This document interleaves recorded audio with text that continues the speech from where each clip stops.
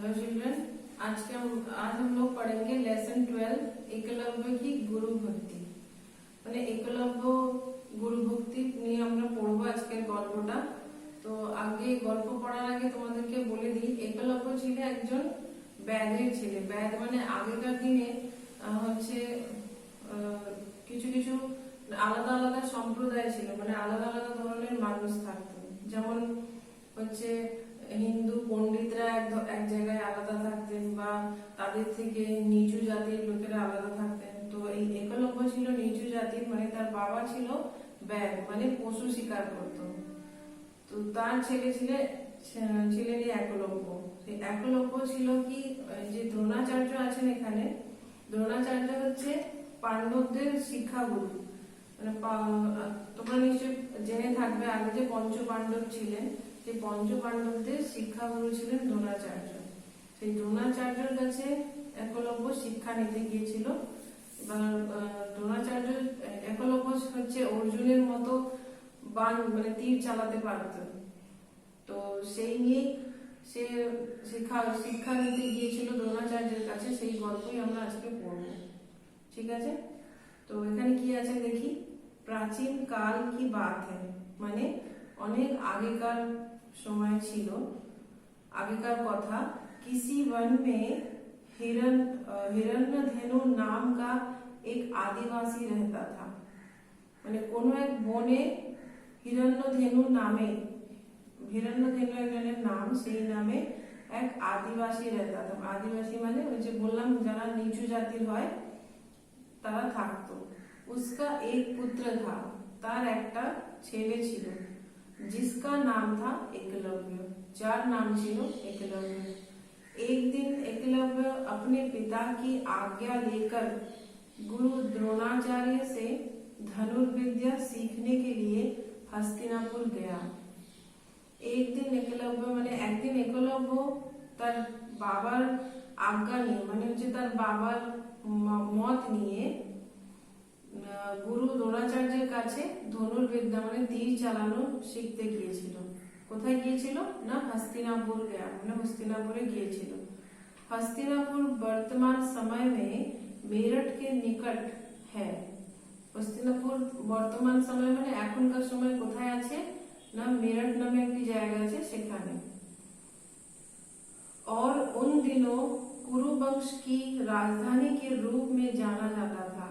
আর তখনকার দিনে ওই জায়গাটা কি নামে জানতো সবাই না, কুরু বংশের রাজধানী, कुरु वंश राजधानी नामे जानते तখন। द्रोणाचार्य वही हस्तिनापुर के राजकुमारों को शास्त्र विद्या सिखाते थे। দ্রোণাচার্য যে গুরুদেব ছিলেন, যে ঋষি ছিলেন, তিনি কি করতেন না, হস্তিনাপুরের রাজকুমারদের শাস্ত্রবিদ্যা মানে তখনকার দিনে পড়াশোনা মানে তো ওই শাস্ত্র, ধর্ম কথা এইসব নিয়েই পড়াশোনা করতেন সবাই, আর অস্ত্র চালনা এইসব শেখাতেন। তো তখনকার দিনে ওই দ্রোণাচার্য हस्तिनापुरेर राजकुमारদের शास्त्रविद्या सिखाते। एकलव्य ने उनके सामने जाकर श्रद्धा पूर्वक प्रणाम कर अपनी धनुर्विद्या सीखने की उत्सुकता का निवेदन किया। एकलव्य ने মানে একলব্য হচ্ছে उनके सामने जाकर মানে ওনার সামনে মানে দ্রোণাচার্যের সামনে গিয়ে শ্রদ্ধা পূর্বক মানে খুব ভক্তি ভরে প্রণাম করে अपनी धनुर्विद्या सीखने की মানে সে যে তীর চালনা শিখবে তার ইচ্ছা মানে উৎসুকতা মানে হচ্ছে ইচ্ছা, তার ইচ্ছা প্রকাশ করলো, মানে তার ইচ্ছাটা বললো যে আমি আপনার কাছে তীর চালনা শিখতে চাই। একলব্য বলছে প্রণাম করতে হুয়ে মানে প্রণাম করতে করতে বলছে প্রণাম গুরুদেব, মানে প্রণাম নেবেন গুরুদেব। দ্রোণাচার্য বলছে তুম কौन हो, বলছে তুমি কে? एकलव्य বলছে বিনম্রতা পূর্বক হাত জোড়ে হুয়ে। বিনম্রতা পূর্বক মানে হচ্ছে মানে খুব মানে নিজে যেহেতু সে ব্যাধের ছেলে, তো নিজের মনে মনে নিজেকে খুব সংযত করে হাত জড়ো করে মাথা নিচু করে সে বলছে, কি বলছে না, গুরুদেব मैं एक आदिवासी भील का पुत्र हूँ। মানে গুরুদেব আমি এক আদিবাসী ভীল, ভীল মানে ওই যে বললাম ব্যাধের ছেলে, ব্যাধ মানে হচ্ছে যারা শিকার করে তার ছেলে। भील का नाम सुनकर द्रोणाचार्य कुछ गंभीर हो जाते हैं। মানে তখনকার দিনে তো এরকম উঁচু জাতির সঙ্গে নিচু জাতির মেলামেশার কোনো কথাই ছিল না, মানে তারা তাদের দিকে দেখাটাও খুব বড় পাপ মনে করতো।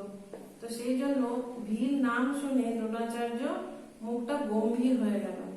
দ্রোণাচার্য তখন বলছে, তুম ক্যা চাহতে হো, মানে তুমি কি চাও?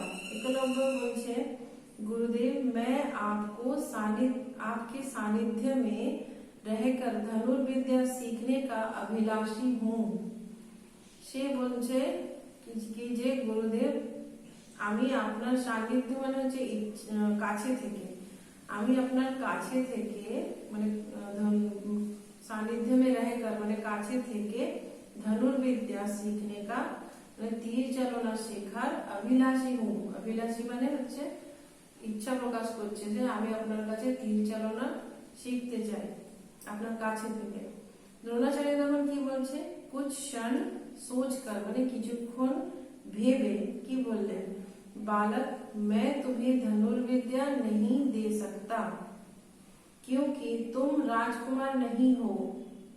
বলছে কি मैं तुम्हें धनुर्विद्या नहीं दे सकता মানে আমি তোমাকে তীর চালনা শেখাতে পারবো না, কেন কি तुम राजकुमार नहीं हो মানে তুমি রাজকুমার নও।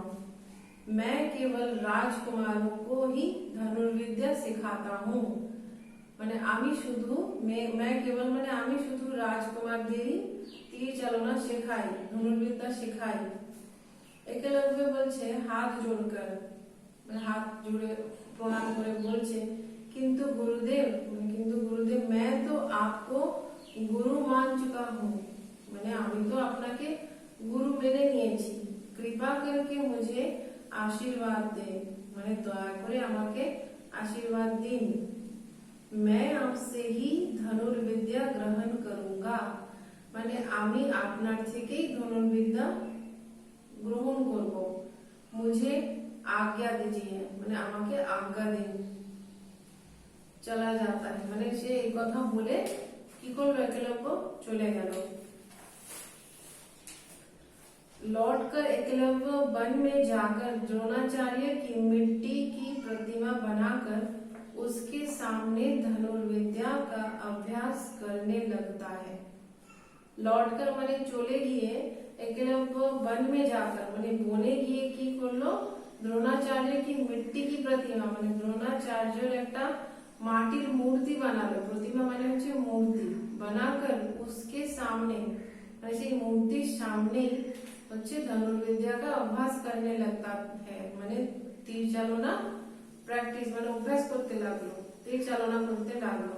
कुछ वर्ष बीत गए जाते हैं মানে কিছু বছর কেটে গেল এইভাবে। एकलव्य धनुर्विद्या में निपुण हो जाता है एकलव्য কি তীর চালনা একদম পারদর্শী হয়ে গেল মানে সে খুব ভালো তীর চালাতে লাগলো। कुछ समय बाद द्रोणाचार्य को ये समाचार ज्ञात होता है মানে কিছু সময় পরে মানে কিছুদিন পর द्रोणाचार्य এই খবরটা পেয়ে গেলেন। वे राजकुमारों के साथ वन में धनुर्विद्या ग्रहण करते एकलव्य के पास जाते हैं। তিনি তখন কি করলেন না, রাজকুমারদের সঙ্গে নিয়ে রাজকুমারকে সাথ वन में মানে সেই বনের যে ধনুর্বিদ্যা শেখাতে শেখাতে সেই রাজকুমারদের সঙ্গে একলব্যের কাছে চলে গেলেন।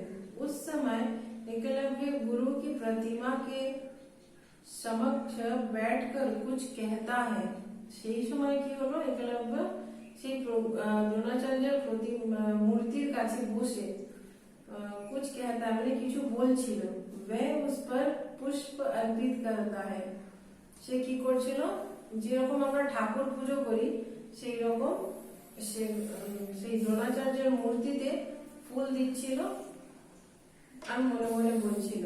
उसे सामने से गुरुदेव राजकुमारों के साथ निकट आते दिखाई देते हैं তখনই তাকে সামনে থেকে গুরুদেব কি করলো, তখনই সে কি দেখতে পেল, যে গুরুদেবকে দেখতে পেল যে রাজকুমারদের সঙ্গে তার দিকে এগিয়ে আসছে।